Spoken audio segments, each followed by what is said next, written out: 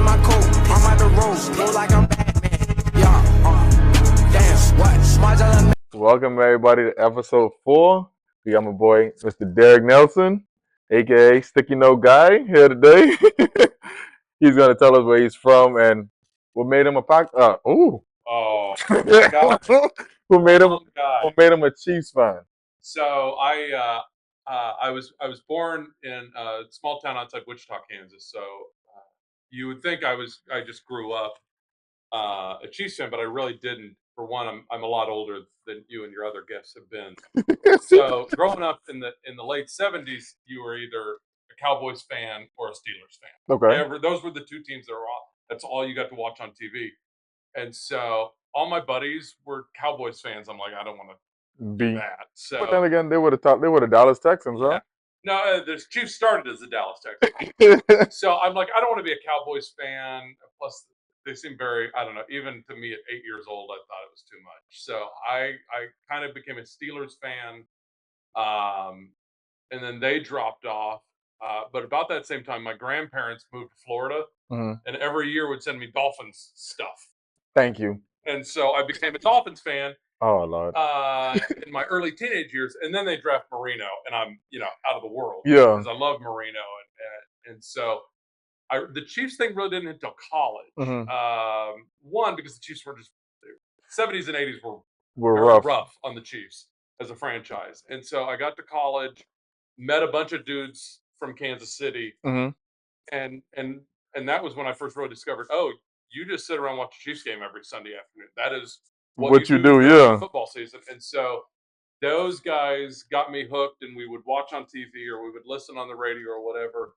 And so that kind of started, and then and even at that point after college, I moved down to Atlanta. But at that point, you start to have sports bars. You can go somewhere, watch some games, especially Monday nighters were always a big deal.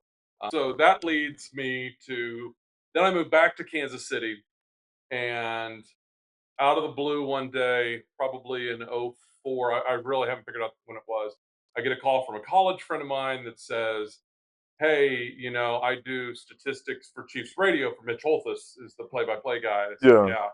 And I had known him since in college. He was the K-State announcer when I was at Kansas State.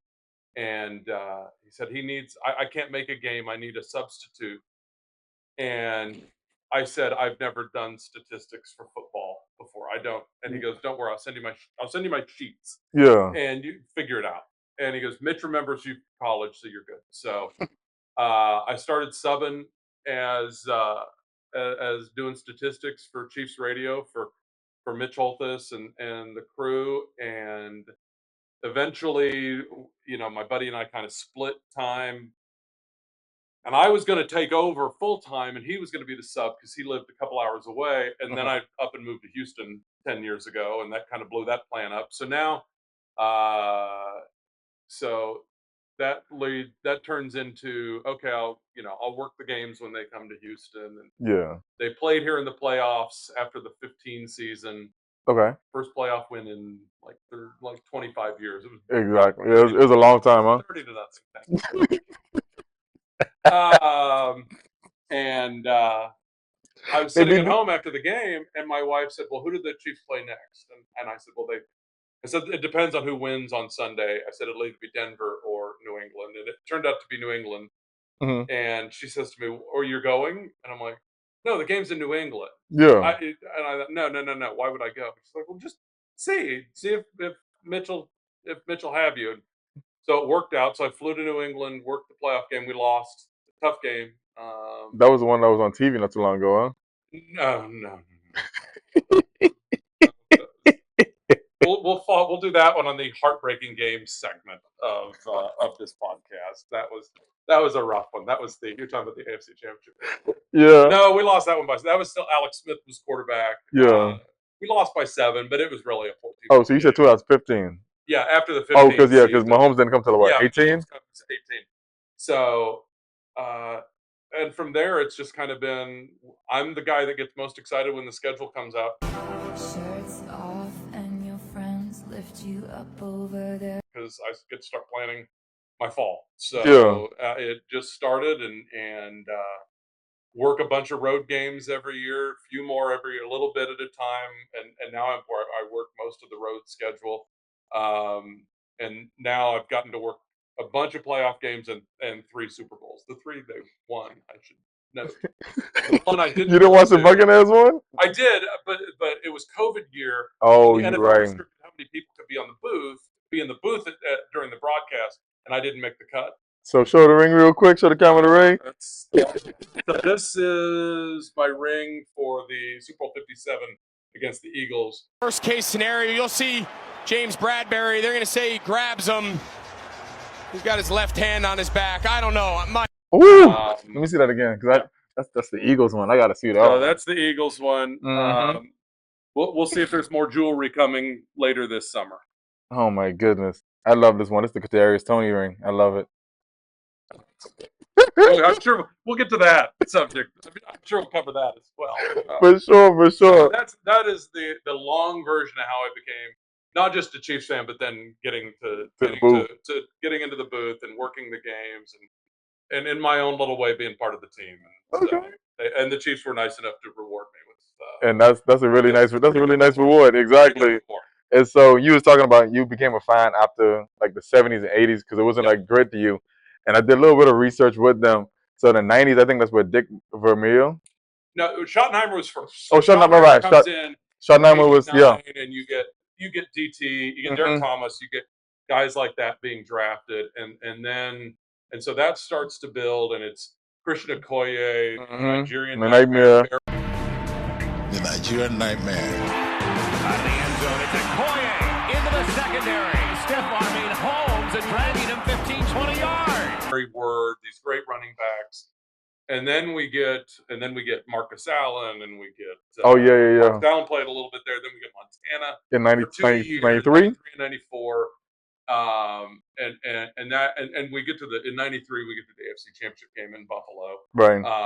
And then they lost, and then that was that stretch where Buffalo went to 4th Street, and then they lost to who? Who did Buffalo lose that year to? Buffalo, 49ers, not Giants. Is it Giants or the White Kid? It's either the Giants. I'm sorry. It's either Niners or was it the first of the Cowboys losses? Okay. It may have been the first of the Cowboys losses. Okay.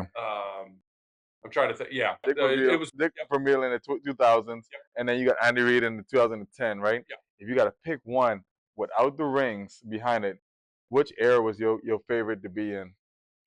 I mean, it still has to be even without the championships that the Reid era has just been so consistently good. Even, I mean, everybody talks about the last 6 years with Patrick, but the 5 years with Alex Smith were pretty good too. Yeah, it was.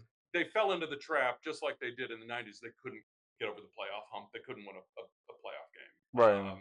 They had a big halftime lead in Indianapolis one year as a wild card and end up losing. I was at that game. I can still see. I was at T.Y. Hilton just running loose. With a fresh set of downs. Steps up. Long look, and he's got Hilton for the touchdown.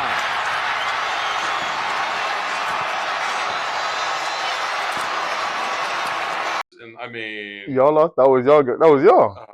That was y'all. 24 point. We had a big lead at halftime to the point where you could overhear people making plans to go to Denver the next week. Goodness. And let it go in the second half.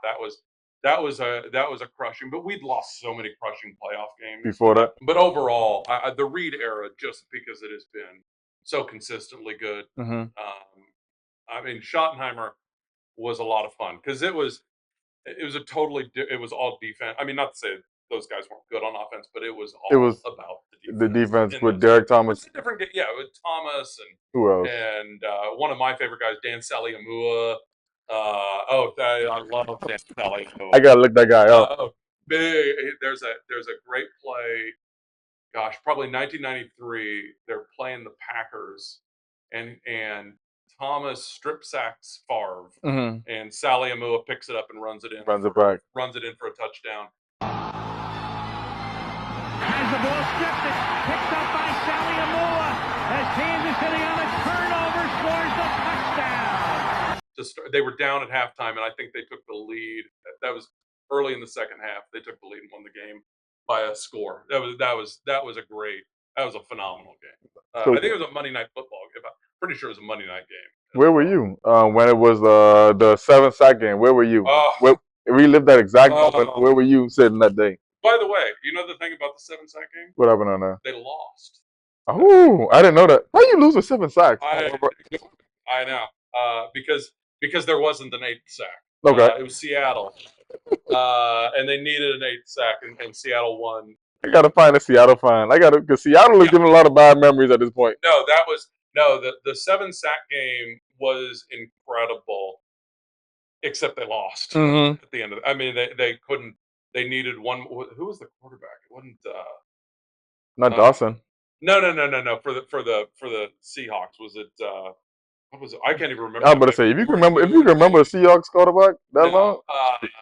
But yeah, the 7-sack game, nobody ever remembered. Everybody remembers the 7 sacks, and it was an individual display like you will maybe never see again. But they lost the game at the end. So, what did he have? Did he have a 7-sack game? No, I know OC Umenyiora had like a 6-sack game. I was gonna say there's been some 5 and 6. I don't know the NFL record book. There's probably an 8, but I don't know. No, it's not an 8. I don't think no one passed that yet. I think 7 is it, and it was an incredible individual display, but they just couldn't put him away. Right. They just couldn't put him away and lost at the end. So that's the tough part of that one. So if you got to pick one coach, right? Yep. This is the opposite question. You got to pick either Herm Edwards, Romeo Crennel, or was that Frank Gans? Oh God. So I saw you ask who's the worst coach. I had Frank Gans loaded. That bullet was in the chamber for that question.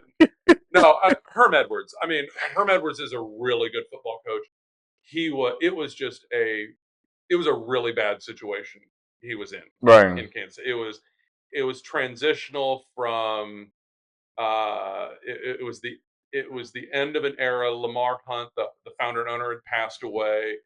I think it's probably safe to say that the franchise was a little adrift there for a while.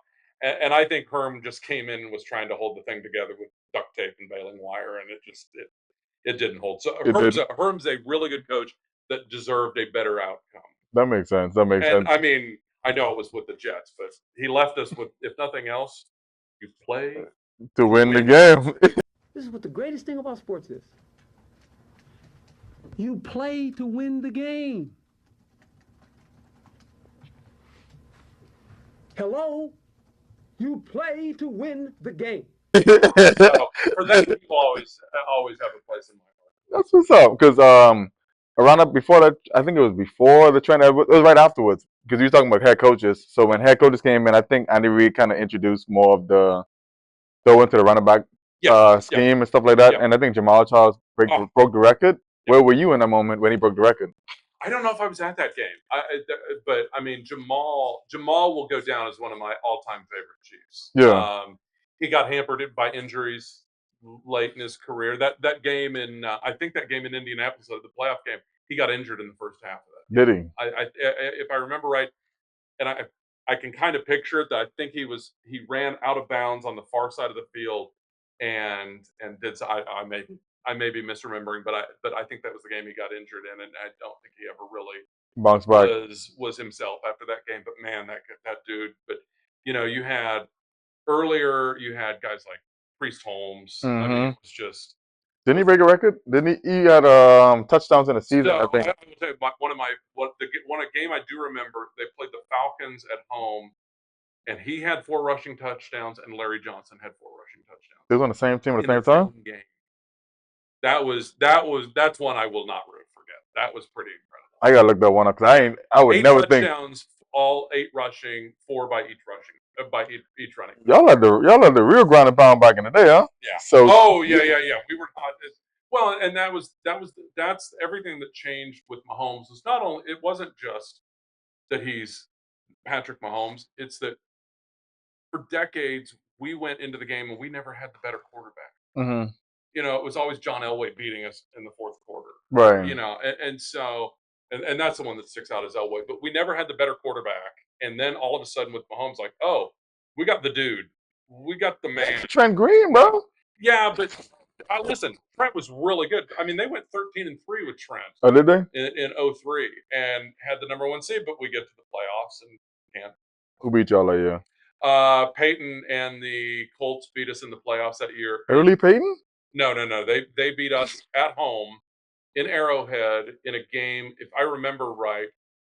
This was a weird game for me. I worked for Spanish language radio that game, so I didn't understand hardly anything that was being said in the broadcast. But I do remember nobody punted. I don't think either team punted, and I think the Chiefs had 1 turnover, and that was The one was that the cost. difference. That was the difference in the game. It was a 1-score game, I think, but I don't think either team punted that game. It was ridiculously bad defense.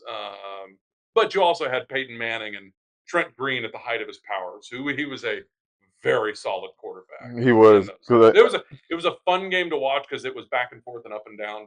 But in the end, we couldn't. You Teams couldn't. couldn't stop him. All you had to do was you force 1 4th down and 1 punt, and you probably win. You win the game. It added to the legacy of missed field goals and everything else in the playoffs that the Chiefs Weren't going this through. would have been suffering for a decade, and it extended another decade before we won one. But y'all in a good spot right now. So who is your like you saying how the Priest home had the 4 touchdowns and then the 4 touchdowns by Larry Johnson. But what moment was like, yo, oh my God, that was the moment. The Super Bowls were phenomenal. Mm-hmm. But probably, I think the game, and in fact, I'll narrow it down to 15 minutes. The second quarter, really the 12 minutes of the second quarter against the Texans in the playoffs when we got down 24-0. Y'all came back and won that? 28-24 at halftime. That 12-minute span probably, because we get down 24-0 like that. I mean, it was quick. Here's Mahomes looking.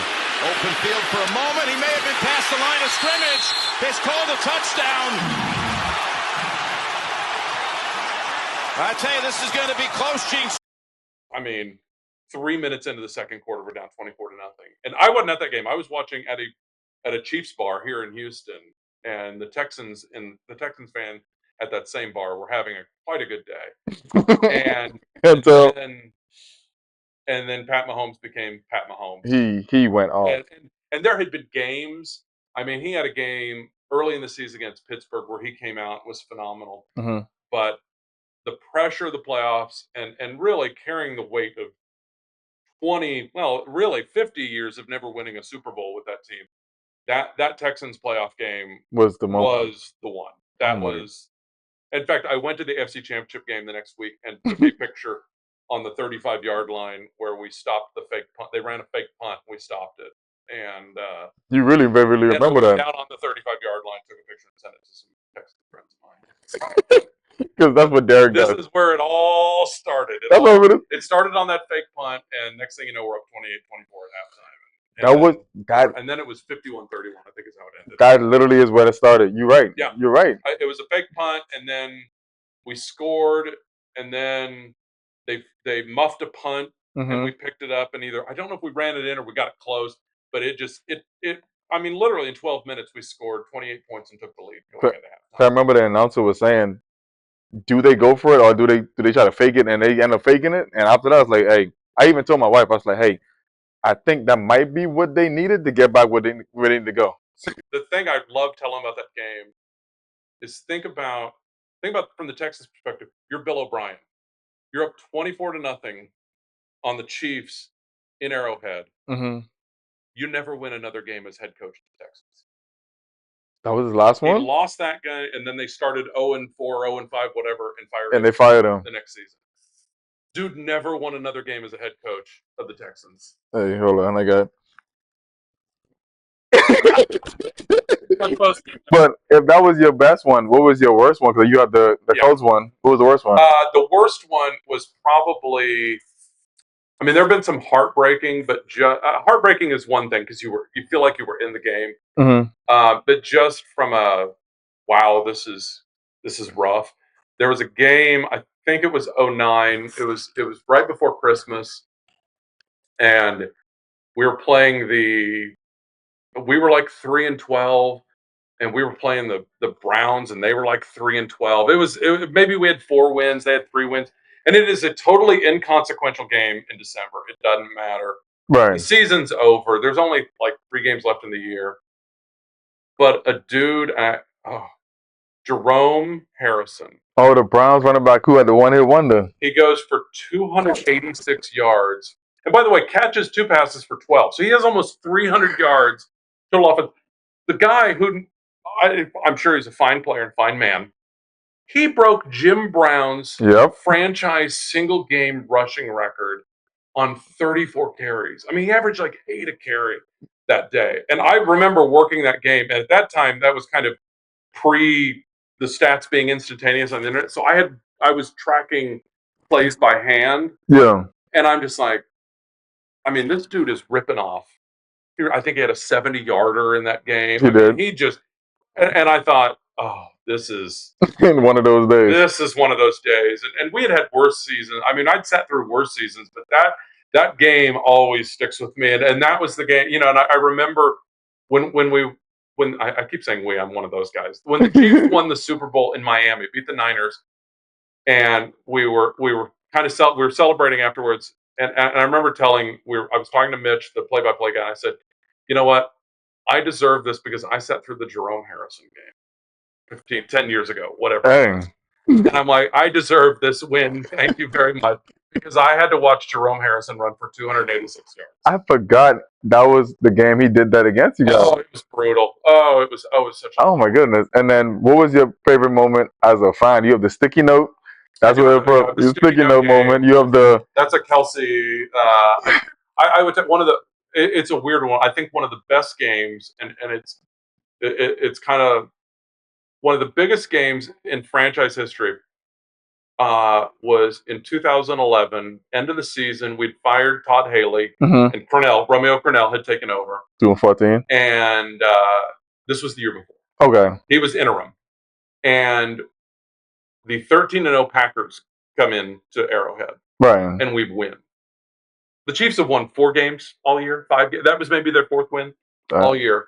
And we beat the 13-0 Packers. And this is Aaron Rodgers at the height of his powers. You listen to this, Jacob? And that game, and I say it's important because that game got Romeo Cornell the head coaching job the next year. Right. Because if he doesn't win that game, he's probably not promoted, and who knows who we hire. But now Cornell gets the 2012 season. We go 2-14. Now he's let go. And lo and behold, who's gotten let go in Philadelphia? So it's Andy Reid. And they brought in a really good coach who I love him to this day, Chip Kelly. I love you, Chip Kelly. Yeah. You broke up the whole Eagles, and I love it. I promise you, whoever's gonna sit down in this chair for the Eagles, I got some. You gonna have to ask for the Dream Team. You got for Chip Kelly. You gonna have to ask for Herm Edwards picking up that one ball. Oh my God, and everything else. But that is still, I did not know. Like, so Jacob, man. You know, if you think about it, if they don't win that game, I don't know who they hire. I don't know who's available at the end of the 2011 season, but they hire somebody, and they're not going to fire him probably after 1 year, even if he does go 2-14. But they fired Cornell, and they blew everything up. New GM, top to bottom, changed everything, and most importantly, brought in Andy Reid, and Andy brought his whole staff in. And the 11 years since have been, they've missed the playoffs once. Exactly. In that time, and that year they went 500. Or maybe even had a winning record. So, that was. I mean, the playoff wins and the Super Bowls are nice, but that meaningless little game when somehow this not very good team got it done, the undefeated Packers, was it kind of keyed this series of events that led to all this. That is because I don't think Andy Reid's in Kansas City without those things. I don't think he is either, honestly. He was going to go to Arizona. Arizona was hot to hire him. Who'd they get that? Arians that year? Give me the Arians or Ken Wisenhunt. Yeah, I don't know who they ended up hiring, but that was the rumor that Reid was going to go to Arizona. So I don't know if he brought him in that year because I think that same year, 2011, that's when he came in, right? And no, 13 was his. He came in 13. So I'm assuming that same year, did he bring in Spagnuolo? No, Spagnuolo came later because Spagnuolo may have still been with the Giants. He might have still been with us. I think he retired when Coughlin retired because Spagnuolo was out of work And the story is that he lived in New Jersey, still in New Jersey, and would go to NFL Films like every day and just watch film Seriously? for a year. And then the game, which we were talking about because it was just on NFL Network yesterday, the AFC Championship game where we lost to the Patriots. Bob Right. Sutton was our defensive coordinator, and Bob retired after that game, And then and that allowed Andy to bring Spagnuolo. because Spikes played against us so much, so he knew everything that he's Yeah. going through. But Spagnuolo is one of the most underrated coaches Oh. of all time because we had him in our doors. Because one year we let go. I think we let go Ben McAdoo, or maybe it was. I think Coughlin went at the end of the season because I know we're not going to let them go at the beginning of it or the middle of it. But he was interim head coach, and I know we won like 2 games with him. I was like, please bring back Spags. I know he's smart. And then we brought in Ben McAdoo. And Ben McAdoo, one thing he did, I do have credit for him, is he liked one player in the 2018 draft and wanted to trade up for him. But no, we sat and stayed where we were and took Evan Ingram, I think, that year. What he loved. He loved that same quarterback y'all got. And he's going to be Eli Manning's backup. But we said, you know what? We're going to wait. We're going to wait. We're going to Remember, we moved up. The You Chiefs moved it moved from up. We what? moved to 10. What pick were you on? We were in the mid-20s because we'd made the playoffs. So we're in the mid-20s, You're in the mid- 24 or something like that. And I think we went up with 23. If Yeah. don't quote me. And then y'all jumped in front. I was Yeah, like, well, dude. we had to jump in front. The story was that Mahomes knew the Saints were going to take him at, I think they were at 11 or 12. You got a moniker? Because the Saints were going to take him, and then the Texans were picking right behind him Mhm. because they ended up picking Deshaun Watson, yeah. right there. And so the Chiefs knew that they kind of had to get around the Saints to get Right. Mahomes. And so, thank you, Buffalo. Buffalo stay blessing y'all. I don't know what's going on with Buffalo. For trading that pick, and so he moved up, and it worked. I think it worked, and it would have worked in New York too, because I think the great thing for Patrick was there were zero expectations out of him Yeah, year one it was. because he would have been behind Eli. He was behind Alex Smith, hmm and those are two guys, and Pat credits Alex Smith kind of with teaching him how to be a professional and how to watch game film correctly and how to do all that. And I think Eli could have done that Nah. same thing. So And the question to you, what was Patrick Mahomes' first game? I think I remember this one.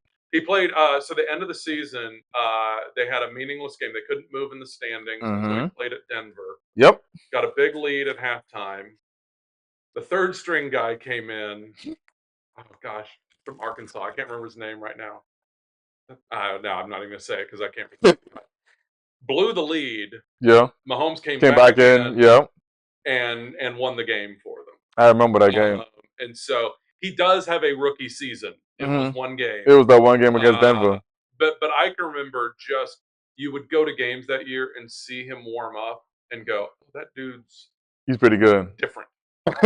He's different. Even in the warm-ups? Oh yeah, just he is incredibly disciplined in everything he does.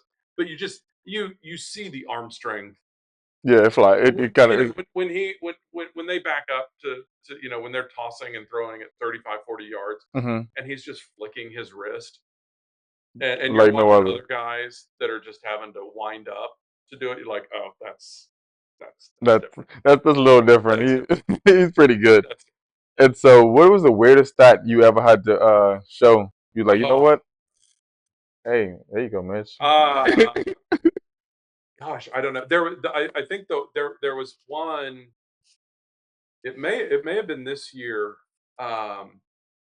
where on one play, because right now it's the next 2 seasons will be Mahomes records. This year, the last 2 years have been Kelsey records. Kelsey's breaking all the records, Yes. and on one play, Kelsey broke like 3 records on one play. It was a touchdown record. He got like 1,000 yards for the 7th or 8th time in a row, or whatever it was. It was crazy. Where on one single play, it all added up.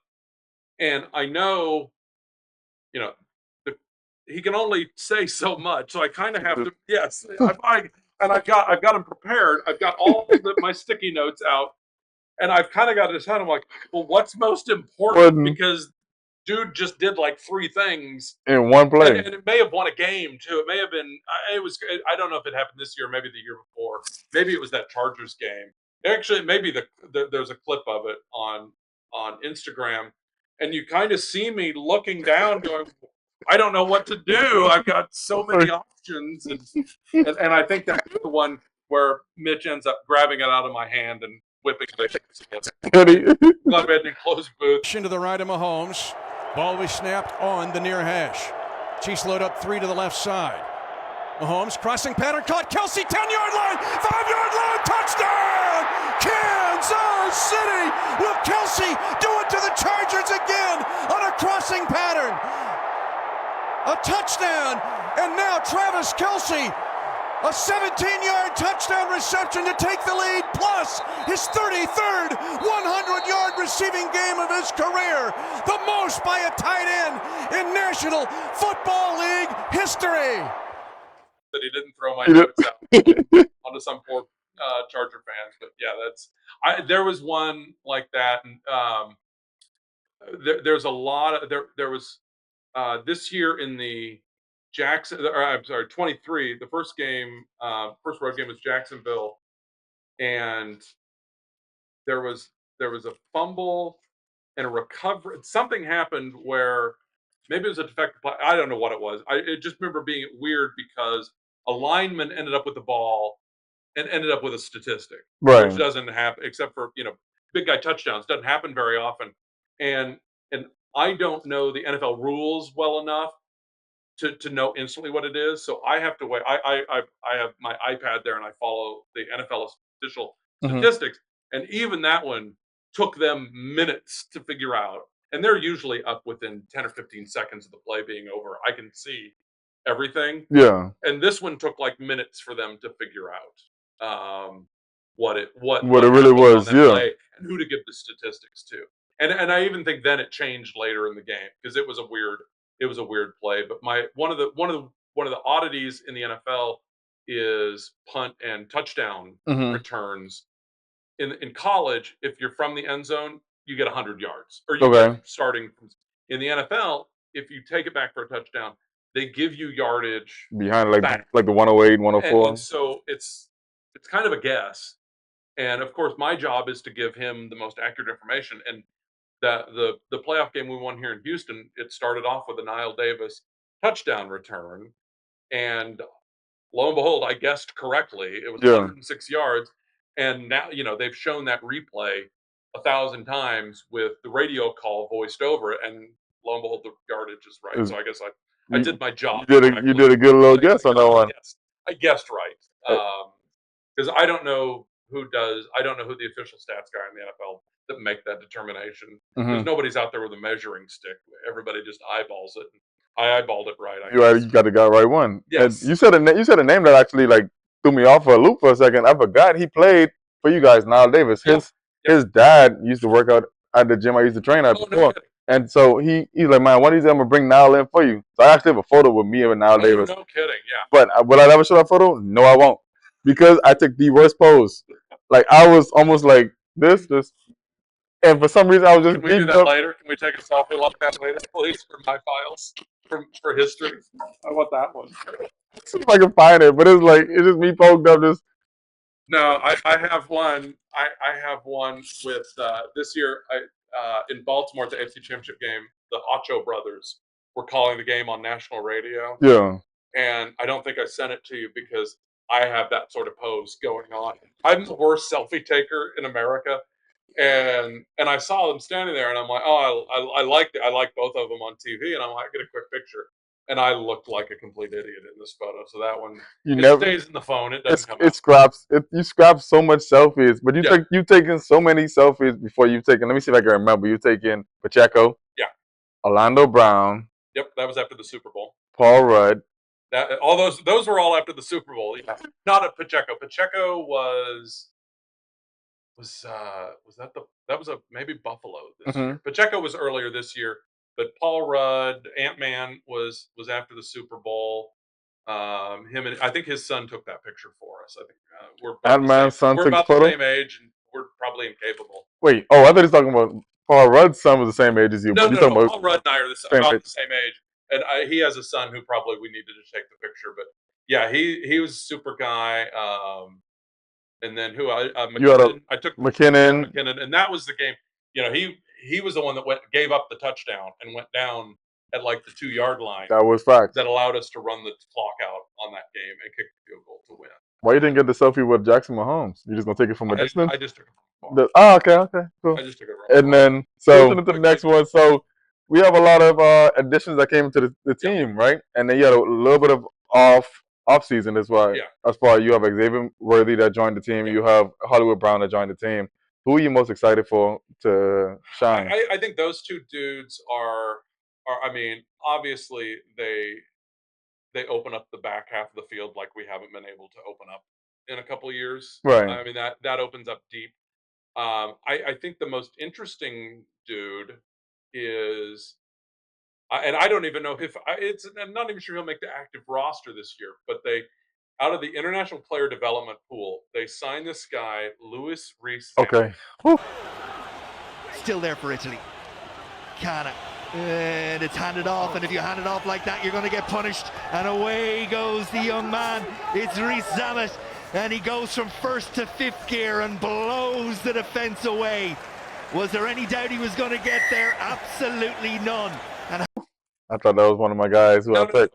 Now, they signed this guy. He is like 25 years old, one of the greatest rugby players in the world. And he's got incredible speed.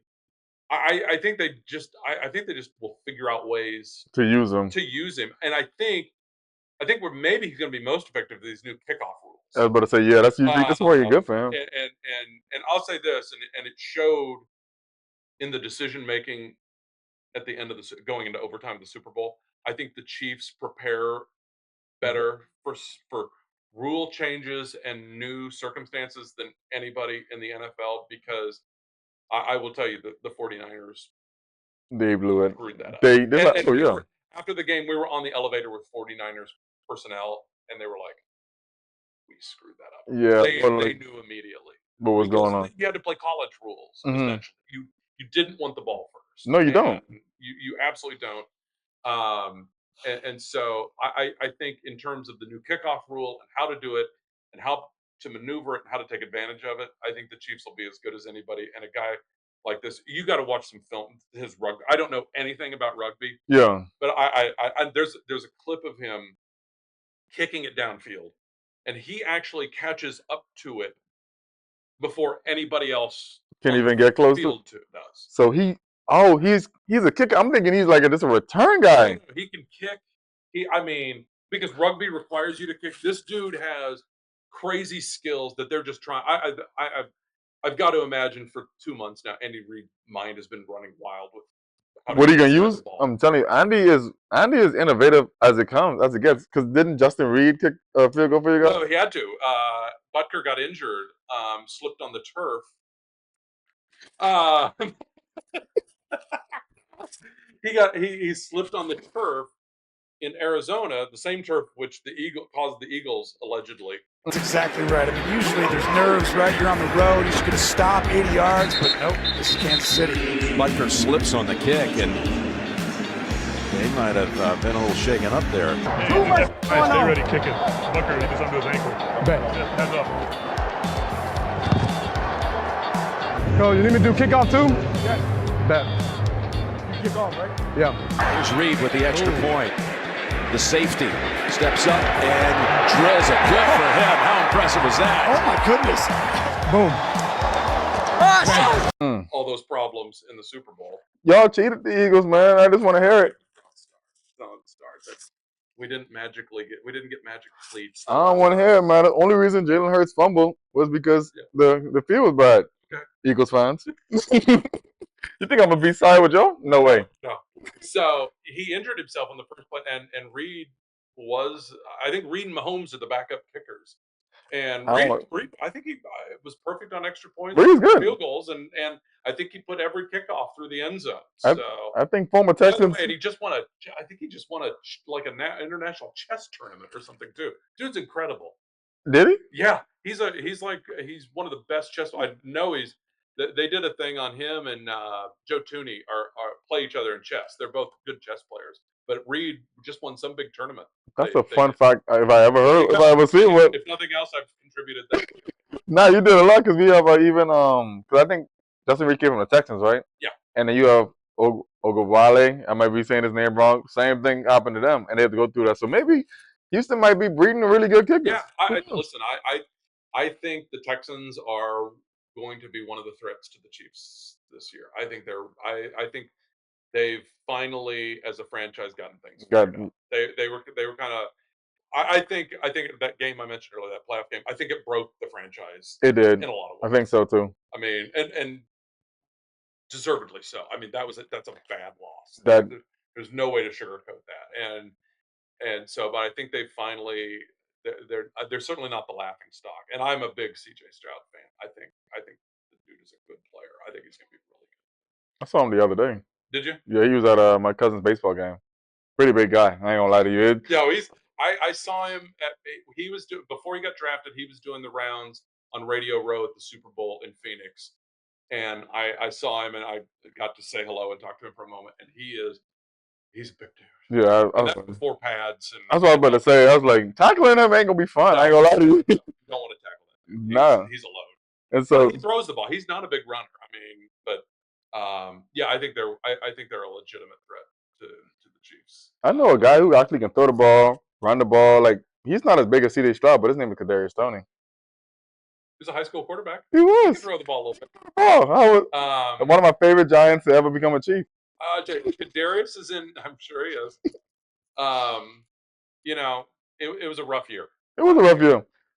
Now, it was hard to swallow at the time, but the man caught a touchdown the year before in the Super Bowl. Honestly, I don't have no ill will against Kadarius Toney. I don't. I mean, it was beautiful. I think. I listen. The raw skills are there with Kadarius Toney. The speed is there. Yeah. I think he just got the yips last year, and you know, you'll notice they didn't get rid of him. No. They stuck by him. Now they didn't pick up his 5th-year option, so you got to prove it. He's got to prove it this year. But with everything else that's gone on with the wide receiver room, I listen. He's going to be around. He's going to play. Yeah, he's a Swiss Army knife, and Andy Reid like him. And you know, Pat will continue to give you opportunities. He doesn't shy away from it. You make a mistake, he won't shy away from you. I mean, listen, MVS should, you know, they could have given up on him last year. He makes huge plays. MVS made some really big plays. Essentially. Wasn't that the call? With catching it on his back. Yeah, catching on his back, and then you just saw him. Playing press on the outside. Mahomes will throw it. In the pocket, he's launching one long. Marquez Valdes-Scantling catches the ball at the Raven 30 on his backside. Shades of the catch he had against Cincinnati in the end zone last year in the AFC Championship game. Marquez Valdes-Scantling saving the best for last. This game is over, and you can doubt the Chiefs. You can dislike the Chiefs. You can disrespect the Chiefs. You're going to have to deal with the Chiefs being the AFC champions for the 4th time in 5 seasons. The Chiefs have the Lamar Hunt Trophy, and they're taking it to Vegas for Super Bowl 58. Yeah.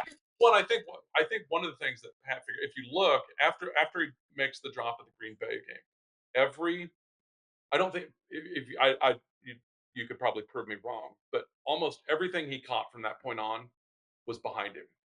Pat didn't lead him anymore. Seriously, everything was turn around and come back and get the ball, and that was the play in the Ravens game. Was come back and get it and fall over, and you know that ends the game. And that season. But Pat kept going to him, and quite frankly, Patrick Mahomes figured out a way to get him utilized to make him to make him a factor in the game. So we beat the Packers, we beat the Ravens. Boy, Hayden and Jacob. Oh my God! Yeah, you watch this with the episodes. Thank goodness we haven't played the Giants in a couple of years, or you'd be hating on No, me. but the trivia coming in now. So I need 2 names, right? Okay. I got numbers of number 55. I knew you were going to do this too. Who is number 55?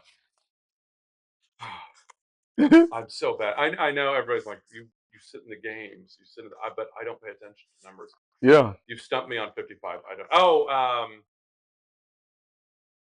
This guy's on defense. I know. You just gave me Leo Chenal yesterday, so I know it's not Leo. Gosh, I can picture. I don't know. You've stumped me. Who have I got at 55? Swayze Bozeman. Okay, give me a break. So now you got to find out who's number 88. 2 for 2, baby. 87. No. I could have gotten 87 real easily. Yeah. It was Tony Gonzalez. It was. Will you take No, that I'm not taking it. I'm terrible at this game. And quite frankly, I started studying and I didn't get to the 50s or the 80s. Mhm. If you'd have done the first half of the numbers, I'd have been a lot better off. I don't know who's 88. He is Phillip Brooks. You know why this is really embarrassing to me? Why? Where he went to school? Where? Kansas State. Oh, you He's got. an undrafted free agent. Come on. Give me a break. Hey, Phillip, if you ever would have watched this, man, I'm just letting you know, man. He was not 88 in college. I'll tell you that. All right, I'll give you an easy one. Number 5. Number 5 is Hollywood now. I'm glad you know that. Yeah, Hollywood. Yeah. No, I didn't know. I do know that. Okay. Number 20. Didn't join Justin Reed. And I got one more. Okay. I want to say number 22. 22 is my favorite player on the team, McDuffie. Yeah, it is McDuffie. All right. I love McDuffie, though. Biggest play in the Super Bowl. He's going to be a stud next year, if you ask me. No, PFF just came out. He's number 2 amongst cornerbacks right now in the NFL, and he saved the game in the Super Bowl. Hey. And it wasn't just that he fooled Brock Purdy and knocked down the pass on 3rd down and forced them to kick the field goal. Was it biggest play of the game? You got McDuffie. We go to the 2-minute warning in a tie game. The Niners are inside the 20, I think. Mm-hmm. And easy field goal territory. And they've got 3rd down coming out of the 2-minute warning. And they line up, and Purdy looks left where McDuffie is. And it's almost imperceptible, but McDuffie slides one of his feet back like 6 inches and kind of gives the look that he's dropping. Right.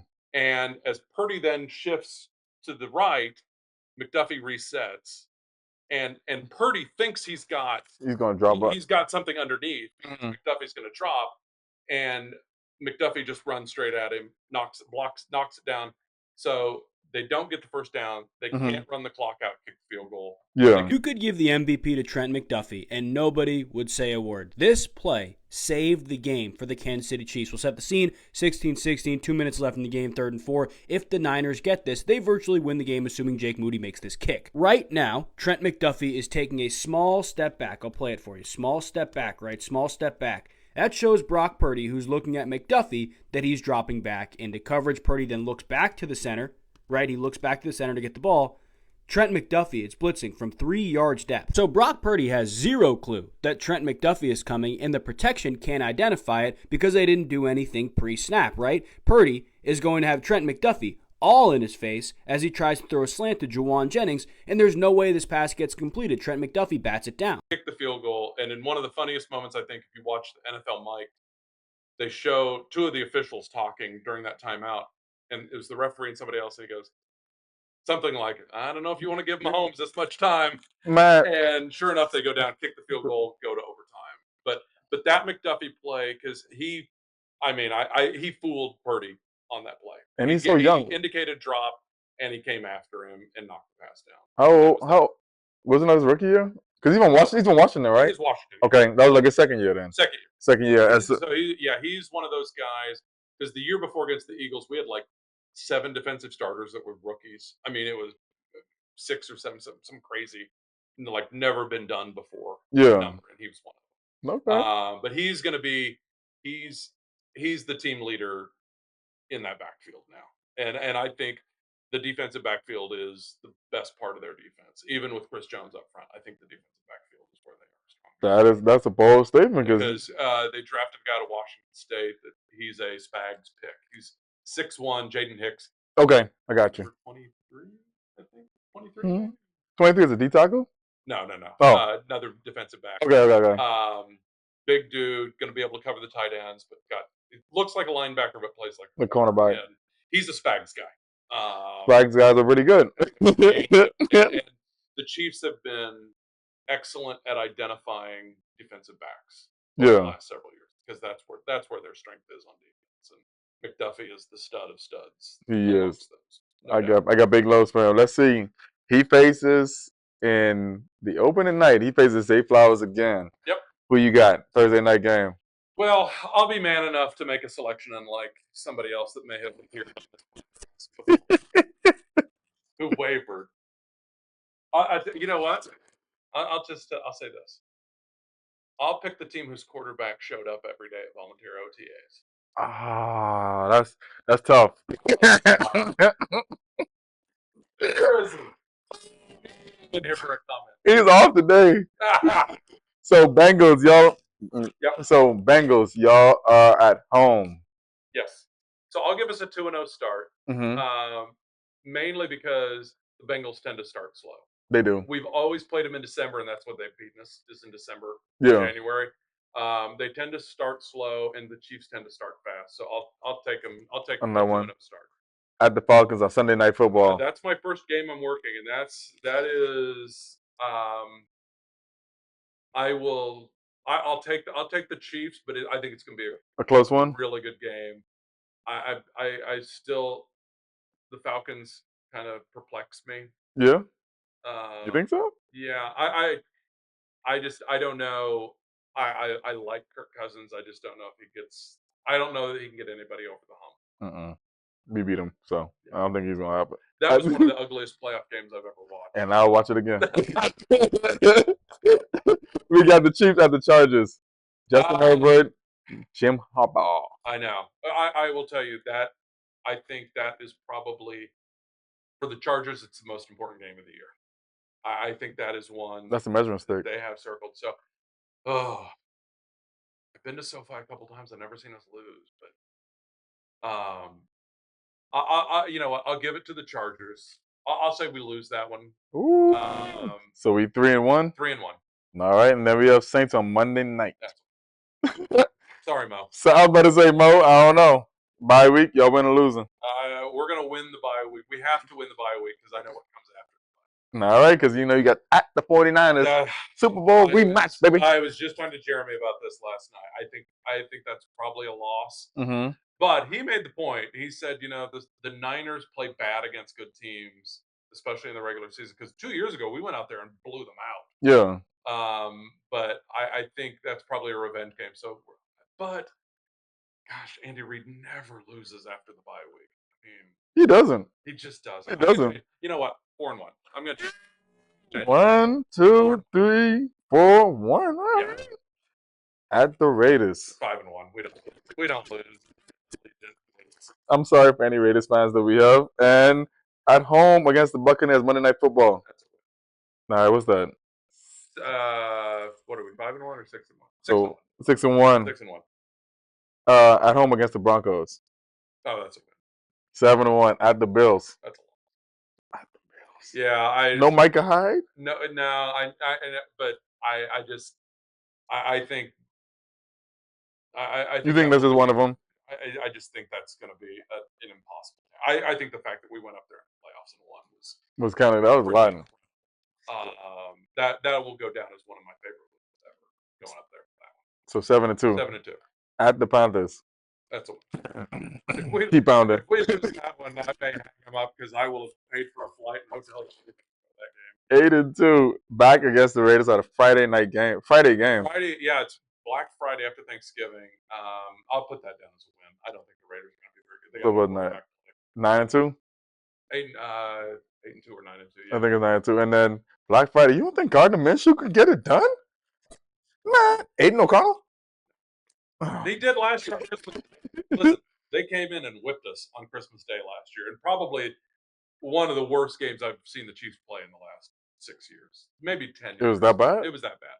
I got to rewatch that now. The final score, it's a 7 or 10 point game, but it wasn't that close. It was much worse than that. It was a bad, bad game. And then we have the Chargers on Sunday Night Football. Y'all at home. We will win that. I forgot where we at right now. I put on the 2 losses. Yeah, I got 2 losses? Yeah, 2 losses. So I'll probably say 10-2, 11-2. I got us losing to the Chargers and Bills right now. At the Browns. I'll put that one down as a loss. I think the Browns are the real deal this year. If they are healthy in December, going into Cleveland in December will be brutal. Okay, 11. That's like 11-3. Saturday. Yeah, Saturday. It's in Texas. Kansas City. No, it's in Kansas City against the Texans. Against the Texans. I'll put that down as a win. Okay.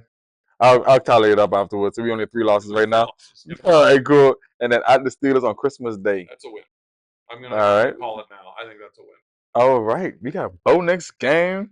Oh, Bo Nix.